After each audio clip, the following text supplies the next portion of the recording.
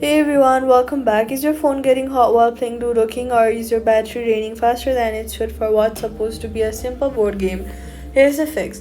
First, remove your phone case while playing since cases trap heat and stop it from escaping during longer play sessions. Never charge your phone while playing since charging and gaming together generates the most heat of any combination. Close every other app running in your recent app list before starting a match.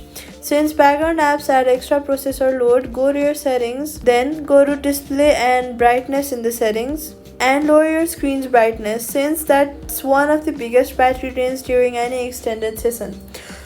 In the settings itself, go back and go to general, then go to background app refresh and turn it off for Ludo King if you're not actively expecting turn notifications since this reduces background battery use. If your phone still runs hot during long multiplayer sessions, take short breaks between games to let it cool down naturally.